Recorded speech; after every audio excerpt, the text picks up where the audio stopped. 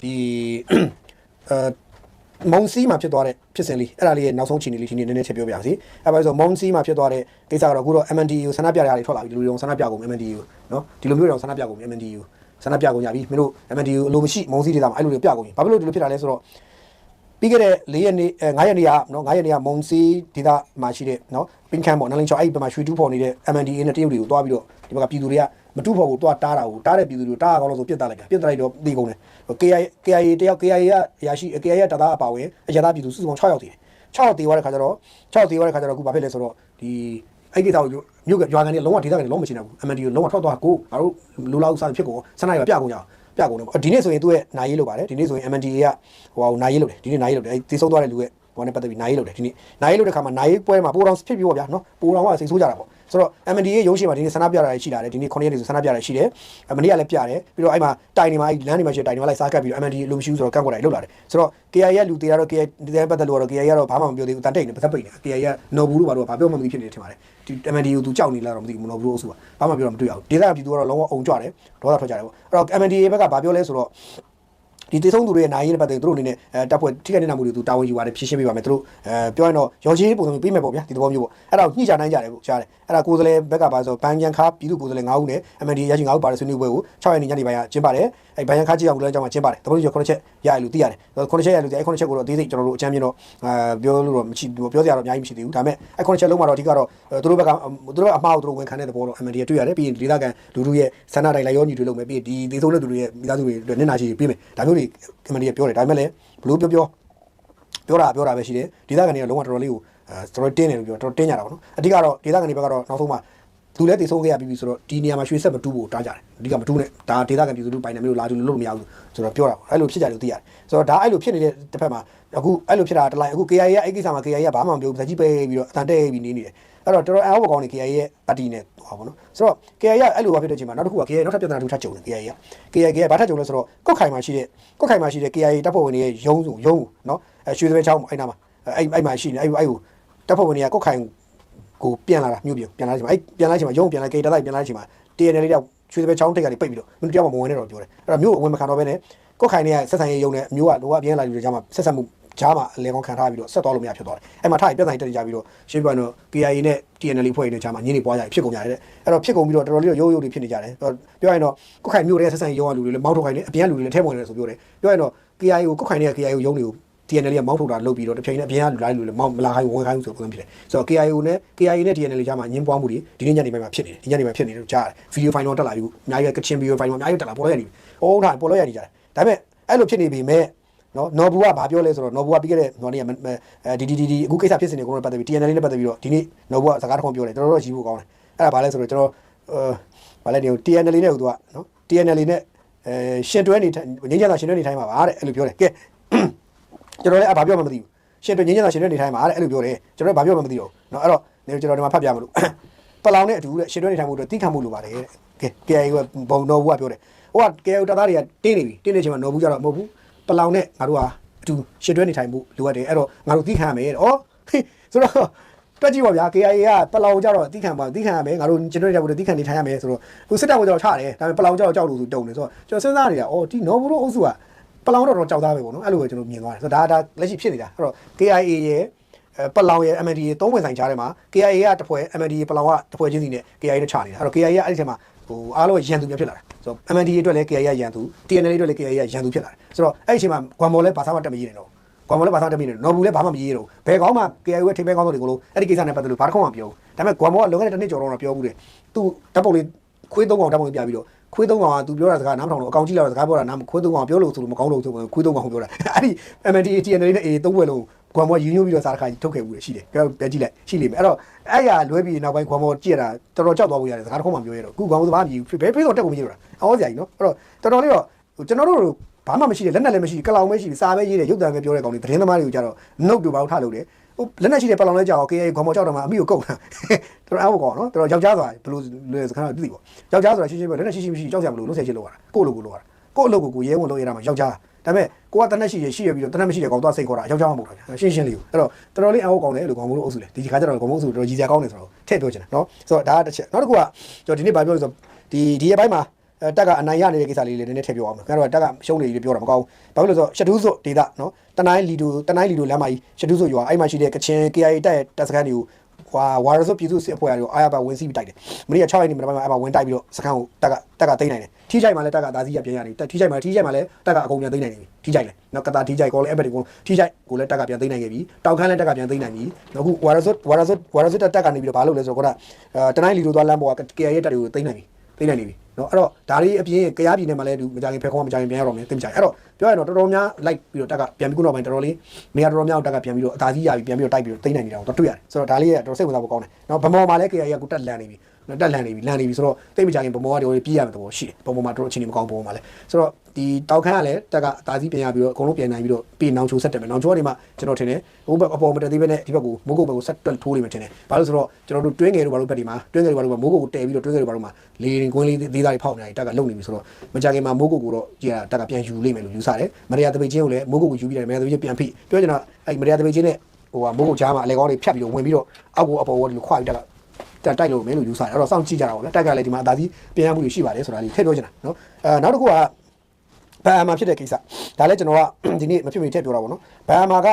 ဖြစ်သွားတဲ့ကိစ္စကဒီအကောက်ခေါ်မဲ့ရင်တွေပေါ်တော့မော်တော်ရင်တွေမလ9ရက်နေ့ညပိုင်းကနေစပြီးတော့ထိုင်းဘက်ကနေဝင်လာတဲ့ကုန်တင်ကားတွေရှိတယ်ကုန်တင်ကားပစ္စည်းတွေကုန်တွေပေါ့ဗျကုန်တွေအကုန်လုံးကျွန်တော်ကုန်တင်ကားဆိုခင်ဗျားတို့သိပါတယ်ဟိုကုန်တင်ကားတွေကြီးကြီးရှိတယ်ကုန်ကားတွေအဲ့ဒါတွေအကုန်လုံးကအစီး900တချို့ကအစီး300ကျော်400လောက်ရှိလို့ပြောတယ်တချို့ကလည်း900လို့ပြောတယ်ဒါပေမဲ့အစီး300နဲ့900ကြားလို့ပဲကျွန်တော်ရှားချပြောတယ်ဘာလို့ဆိုအစီးရေအတွက်ကိုဘယ်သူမှအတိအကျပြောနိုင်ဘူးဘယ်သူမှအတိအကျဆိုတိုင်းစစ်ထနာကျော်တိုင်းမှုနဲ့ဖမ်းတဲ့လူတွေလွှဲကျန်းလူကကျွန်တော်တို့သတင်းသမားတွေအတိအကျမသိနိုင်တော့ဘူးတချို့ကရေးမယ်ဗျာ350တချို့က400တချို့က900တိုက်သူတို့ရေးကြလိမ့်မယ်ဒါသူတို့ကြားတာသူတို့ရေးမှာဘာလို့ဆိုအစီးရေလိုက်ရေးတွက်ထားတာမဟုတ်ကြဘူးဆိုတော့အစီးက300ကျော်နဲ့900ကြားပါနော်300နဲ့900ကြားအဲ့စီဟို9ရက်နေ့ကစပြီးထိုင်းနိုင်ငံကတိုးလာတဲ့ကုန်ကားတွေအကုန်လုံးကိုဒူတိုင်းမှုဦးစီးပြီးတော့ဖမ်းလိုက်တော့ဘာဖြစ်လဲဆိုတော့ဦးစီးဖမ်းလိုက်တော့အဲ့ကားတွေအကုန်လုံးကဝတ်တောက်ကားတွေဟုတ်မဟုတ်ပြီးတော့ပစ္စည်းတွေကဝတ်တောက်ဟုတ်မဟုတ်အဲ့ဒါအကုန်လုံးတွဲဆက်တာဆိုတော့အားလုံးသိတဲ့အတိုင်းပဲဒီမြောက်ရီကနေပြီးတော့ဒီဘက်ဖြတ်ပြီးတော့ကော့ကရိတ်ဖြတ်ဒီဘက်ကိုဗန်ဖြတ်ဟိုဘက်ဒီရန်ကုန်နဲ့ပြည်မတဲ့ကိုဝင်လာတဲ့ကုန်ကားတွေထိုင်းဘက်ကနေဝင်လာတဲ့ကုန်စည်ပစ္စည်းမျိုးတွေရှိတယ်အဲ့မှာအလှကုန်တွေလည်းပါတယ်အခြားသောပစ္စည်းပေါင်းများစွာပါတယ်ပစ္စည်းမျိုးစုံပါတယ်အဲ့ပစ္စည်းတွေအကုန်လုံးကရှင်းပြရင်တော့အခွန်လဲစာမထားဘူးလိုင်စင်လည်းယူမထားဘဲနဲ့တရားဝင်မှောင်ခိုပုံစံမျိုးစုံနဲ့သွင်းလာတဲ့ပစ္စည်းတွေအများကြီးအဲ့ဒီလမ်းကြောင်းကြီးတစ်လျှောက်မှာတရားဝင်ပစ္စည်းဆိုတော့နဲလာမဟုတ်ဘူးဖြတ်နေတာကျွန်တော်တို့အချိန်ပြောခဲ့ရတယ်အခုမှတူတိုင်းမှုဆောင်မျိုးအုံတိုင်းဖုံးခွန်းဆိုဖမ်းလိုက်တာတော်ကောင်းတယ်ဒါပေမဲ့တစ်ခုတော့ကြည့်အောင်ဗျာအုံတိုင်းဖုံးခွန်းဖမ်းပြီးတော့ခဏလေးကြာအောင်ဟိုလူနဲ့ပတ်သက်လို့ဒီဘက်လိုပြန်လှုပ်ပေးလိုက်ပါသည်ဆိုရင်တော့ကျွန်တော်တို့ကလည်းဘာပြောမလဲဟဲလို့ပဲပြောမှာပေါ့နော်အဲ့လိုပဲရှိမှာပေါ့ဘာလို့ကျွန်တော်ရီပဲကျင်နေတယ်လေပဲကြီးလို့မကြီးလို့ကျွန်တော်ကမားတယ်မနဲ့ထားပြောနေနေတိုင်းကိုပါနေတိုင်းနဲ့ဘောဖြစ်နေဘူးအဲ့တော့အဲ့လိုများခဏလေးနဲ့ဖမ်းပြီးတော့ဘသူနဲ့ပတ်သက်လို့ဟိုကနေပတ်သက်လို့ဒီလူနဲ့ပိုင်လို့ဟိုလူနဲ့ပိုင်လို့ဟိုလိုပေးလိုက်လို့ဒီလိုပေးလိုက်လို့ပြန်ပြီးတော့ကုန်ကားတွေပြန်ပေးလိုက်ပါတယ်ဆိုရင်တော့ပဲကြီးမှာပေါ့ဗျာနော်အဲ့လိုမှမကြီးရင်လည်းခင်ဗျားစဉ်းစားကြည့်လေနော်အဲ့လိုမှမကြီးရင်ဘာဖြစ်မလဲခင်ဗျားတို့သိတာပဲဆိုတော့လောလောဆယ်အဲ့တိုင်းမှုနဲ့ဝိုင်းပွဲဖမ်းလိုက်တယ်ဆိုတော့ကျွန်တော်တို့ဖမ်းတာကိုထောက်ခံတယ်ကုန်ကားတွေအကုန်လုံးအကုန်ဖမ်းချလိုက်တဲ့အခါဘာဖြစ်သွားလဲဆိုအကုန်ကားတွေကိုပိတ်ပြီးတော့ဟိုဘက်ကလာတဲ့ကားတွေပိတ်ဒီဘက်ကသွားမဲ့တက်ဘက်ကပိတ်ကိုပိတ်ပြီးသွားပြီးလန့်ပြီးတော့အကုန်လုံးလန့်နေတာဘာလဲပေါ့ဘာလို့ဒီလမ်းကြောတစ်လျှောက်မှာတရားမဝင်ကုန်စည်ဖြတ်သန်းမှုတွေအကြီးအကျယ်ရှိနေတယ်လူချုပ်ကိုယ်တိုင်လည်းဒီတရားမဝင်ကုန်စည်တိုက်ဖြတ်ရေးကိစ္စကိုသူတော်တော်အောင်ဆိုင်ပြီးလုပ်ဖို့ရတယ်ပြီးတော့ဒီတရားမဝင်ကုန်စည်တွေကမြန်မာနိုင်ငံတော်လည်းခေါ်မရဘူးပြည်သူလူထုကလည်းဈေးနှုန်းတက်တာတော့မစားတော့ပါဘူးမသုံးဆွဲအောင်အဲ့လိုဆိုတရားမဝင်ကုန်စည်တွေကတရားဝင်ဈေးနဲ့အတူတပြိုင်တည်းဈေးတူရောင်းတာကျွန်တော်ဥပမာပေးမယ်ကျန်တဲ့ကဏ္ဍကိုပြောလို့ကျွန်တော်တိ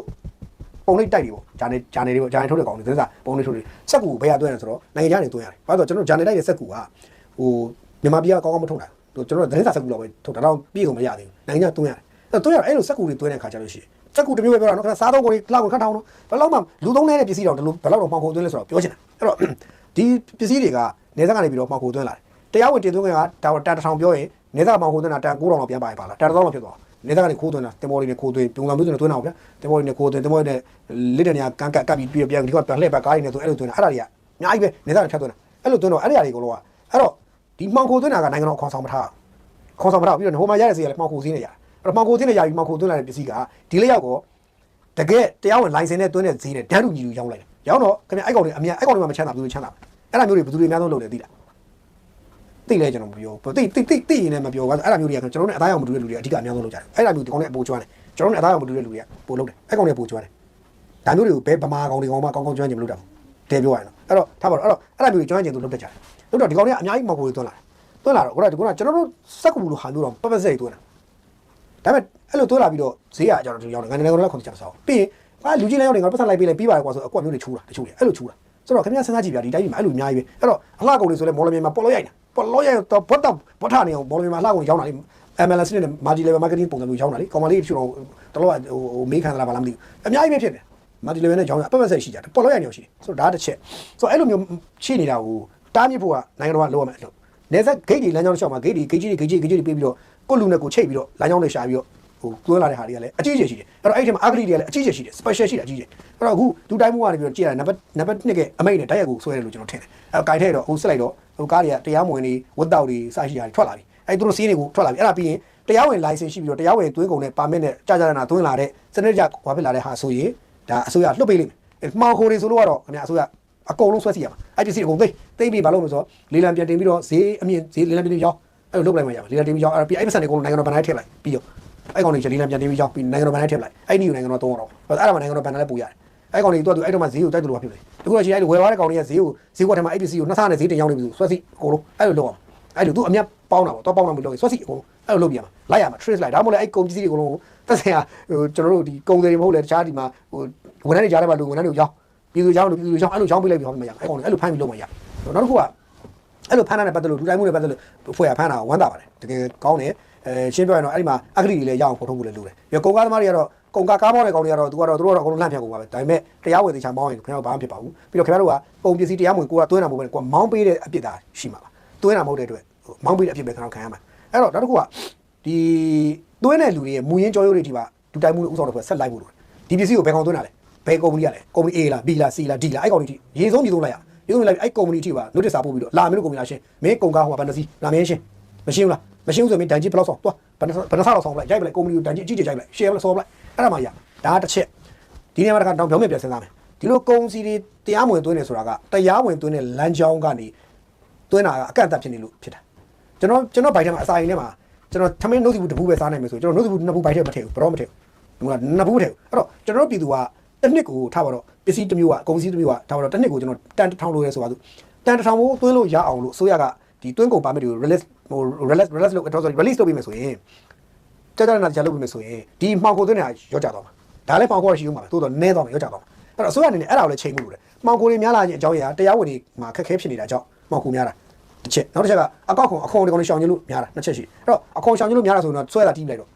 ့တရားဝင်သွင်းရတာခက်လို့မှောင်ခိုသွင်းတာဆိုရင်တော့ okay အဲ့ဒါဆိုရင်တော့ဒီတကြီးကြီးမှရိုက်ပြီးတော့နောက်တစ်ခါမလုပ်အောင်လုပ်ရမယ်ဒါပဲဒီလိုပုံစံနဲ့ကြာကြာနာကိုင်စနစ်တကျကိုင်ဖို့လိုတယ်ဗျာပို့လည်းပြောအဲ့လိုလုပ်ဖို့လိုတယ်ဒါမှပဲသူကဒီမှောင်ခိုလမ်းကြောင်းကြီးကထိန်းချောင်းနိုင်ပြီးတော့တရားဝင်လမ်းကြောင်းတွေကလည်းဘယ်လိုပေါ်လာမလဲဆိုတာစောင့်ကြည့်ရအောင်ဒါပေမဲ့ခက်တာလဲ license permit တွေကလည်းသွင်းကုန် permit ကလည်းခင်ဗျာသိတဲ့အတိုင်းပဲဗျာအရန်ခက်တာသွင်းကုန် permit ကဘာလဲဆိုတော့ခင်ဗျာကြားမိတာဆွဲလိုက်ခြင်းဆိုတော့ဒီအောင်သွင်းကုန် permit ကလည်းခက်တယ်အဲ့ဒါကလည်းအစိုးရအနေနဲ့ဖြေရှင်းရမယ်ပြဿနာတစ်ခုအဲ့တော့အဲ့ဒီဟာတွေရောထွေးနေတယ်နောက်တစ်ချက်ကကရင်က KNU တက်ပေါ့နော် KNU တို့ DKPA တို့KNL PC တို့အဲ့အုပ်စုတွေရှိတယ်အဲ့အုပ်စုတွေကလည်းသူ့လမ်းကြောင်းတွေကိုဖြတ်ပြီးတော့လာမင်းတို့တယ်မလားတဲ့အဲ့လိုလုပ်ထားတာသူကအဲ့ကုန်စီတရားဝင်ကုန်စီပေါ်နေအခွန်ကောက်တာရဲဆက်သူကကောက်ထားတာရဲဆက်သူကကောက်ထားတဲ့ခါကျတော့အခုတချို့ကားတွေကသူတို့နဲ့ပတ်သက်ကြောင်ကားတွေပါလာတယ်အဖမ်းလိုက်ခံရတော့ KNU ကကောင်တွေဒေါ်တွေခီးနေပြီအော်ငါတို့ကားတွေကိုဖမ်းတယ်ဒီစစ်တပ်ကအဲ့လိုဒေါ်တွေကန်နေပြီးတော့ဘာလို့မဆိုတော့ငါတို့ကုန်ကားကိုဖမ်းရကောင်းလားဆိုပြီးတော့နင်းထိုင်နဲ့ထားပြီးတိုက်ပွဲတွေဖော်နေဒုက္ခဘာလို့ဆိုတော့ဟိုကော်ဘရာဂိုးကလည်းပြီးတော့မယ်ထိုင်းမှာကျင်းပနေတဲ့ကော်ဘရာဂိုးအမေရိကန်နဲ့ပေါင်းကျင်းပတဲ့ဆေးလေးချင်းပွဲလည်းမကြခင်ပြီးတာနဲ့အဲ့ဒီကလက်နက်တွေက KNU လက်ထက်ရောက်အ KNU ကအဲ့မှာငါတို့ကုန်ကားတွေကိုလောက်ရကောင်းလားဆိုပြီးတော့တိုက်ကွာဆိုပြီးတော့တိုက်ပွဲဖော်ရတဲ့ခါ KNU ပြည်မှာတိုက်ပွဲသနက်တန်နေကြားအောင်အဲ့ဇာတ်လည်းရှိသေးတယ်ဘာလို့သူ့အကျိုးစီးပွားကိုထိသွားတော့သူဘယ်ခံနိုင်မလဲတင်းတာပေါ့တင်းပြီးတော့မှချကွာမာကွာဆိုတော့မျိုးလဲ KNU ဘက်ကမလုပ်ဘူးလို့မပြောနိုင်ဘူးဒါကတစ်ချက်တော်တော့အဲ့ကိစ္စစိတ်ဝင်စားဖို့ကောင်းတယ်အဲ့တော့တက်မတော်ခေါင်းဆောင်တွေဒီလက်ရှိတည်ဆဲခေါင်းဆောင်တွေအနေနဲ့ကဒီဟာအထိကြိုးပြင်းထားပါဒါကိုဖမ်းလိုက်တဲ့အတွက်နောက်ကွယ်မှာဖြစ်လာနိုင်တဲ့နောက်ဆက်တွဲခွဲဆက်ပြဿနာတွေကိုအစားလိုက်ချိတ်ပြီးသေချာလုပ်ဖို့လိုတယ်ကျွန်တော်တို့ကတော့တရားဝင်ကုန်စီဖမ်းတာကိုတော့မကန်ကုန်ကောင်းတယ်လို့ပြောမယ်ဒါပေမဲ့တရားဝင်သွင်းလို့ရအောင်လေလမ်းကြောင်းကိုပိုကောင်းအောင်လုပ်ဖို့တိုက်တွန်းချင်ပါတယ်ဒါကတော့ကျွန်တော်ရဲ့ဒီကိစ္စနဲ့ပတ်သက်လို့ဆက်ပြောတာနော်ဒါတခုနောက်တစ်ခုကတော့ကျွန်တော်တို့တရင်နေရများသွားပြီမိနစ်တွေလည်းအရင်ပါဆိုကျွန်တော်နောက်လိုက်ဒီနေ့နောက်လိုက်တော်ကြာနေတော့အများလေးပြပါမယ်တခုတည်းနဲ့ပြပါတော့မယ်အခြားတော့မဟုတ်ပါဘူးအရင်မောပါပြီလို့ရှိရင်တော့မနေ့ပြန်မှာရုပ်ရှင်ပြပွဲလေးရှိတယ်။သွားကြည့်ကြမလား။ပြန်လာဖို့ရွှေရှင်လေးပြပွဲလေးရှိတယ်။ကျွန်တော်ရန်ကုန်မြို့ကနေနေတဲ့လူတွေကတော့ကြည့်လို့ရတယ်ဗျ။ဟိုနေပြည်တော်ကလူတွေတော့သွားကြည့်လို့မရဘူး။အခုရုပ်ရှင်ရဲ့နှစ်ကရုပ်ရှင်ရဲ့89နှစ်ပြည့်ဘာညာပေါ့ဗျ။အဲ့လိုတွေအတွက်ဟိုအထိမ့်မဲ့ပေါ်တော့ရုပ်ရှင်စီးအောင်မလုပ်တယ်။ပြီးတော့ဒီရုပ်ရှင်အလကားကြည့်လို့ရမယ်။အခုပြီးခဲ့တဲ့အကယ်ဒမီပေးဖို့မှာပြသွားတဲ့အစုစုရပါတဲ့ဇာတ်ကားတွေကိုပြန်ပြတဲ့ရက်သက်တွေရှိတယ်။အဲ့တော့ရုပ်ရှင်ကားတွေသွားကြည့်ကြအောင်။ဘာလို့ဆိုတော့အနားယူကြအောင်ပြည်သူတွေမောနေပြမနေရန်ကုန်ပြည်သူတွေပေါ့နော်မောနေပြမနေပြီ။သွားကြည့်ကြအောင်အခမဲ့သွားကြည့်လို့ရပါတယ်။ဗမာကြည့်လို့ရဆိုရုပ်ရှင်စီးအောင်မှာကြည့်လို့ရတယ်။ပြီးရင်မြောက်ရီမီဒီယာစင်တာမှာသွားကြည့်လို့ရတယ်။အဲ့ဒီမှာသွားကြည့်ပါဘာလို့ဆိုတော့အခမဲ့ကြည့်လို့ရပါတယ်။အဲ့ဒီမှာခင်ဗျားတို့တိမ်ပကြီးတို့အိမ်မက်ကာယန်တို့ချစ်သူသားပန်းတို့ဖြစ်ခဲ့ရင်တို့ဘာတို့ညာတို့ပေါ့ဗျအဲ့လိုအကယ်ဒမီတန်းဝင်ကားတွေအကုန်လုံးအဲ့မှာ9ရက်နေ့ကစပြီးတော့ပြပါပြီတဲ့9ရက်နေ့ကစပြီးတော့ပြပါပြီတဲ့9ရက်နေ့ဆိုတရုတ်နေ့ကစပြပါပြီအဲ့တော့သွားကြည့်ကြပါဘာလို့ဆိုတော့တစ်ခါကြရင်လည်းဘောအမောတွေကိုဒီလိုနည်းနဲ့ပဲဖြေဖြောက်ကြပါလို့ပဲဂျပန်ပြောရင်းနဲ့ပဲနော်အဲ့ဒါလေးကိုထည့်ပြောရင်းနဲ့ပဲဒီနေ့တော့ကျွန်တော်တို့ပိတ်ပါတယ်အားလုံးပဲကိုကျင်းသိရှိပါတိုက်ပြီးဖို့စေနာမထားပါသစ္စာရှိပါ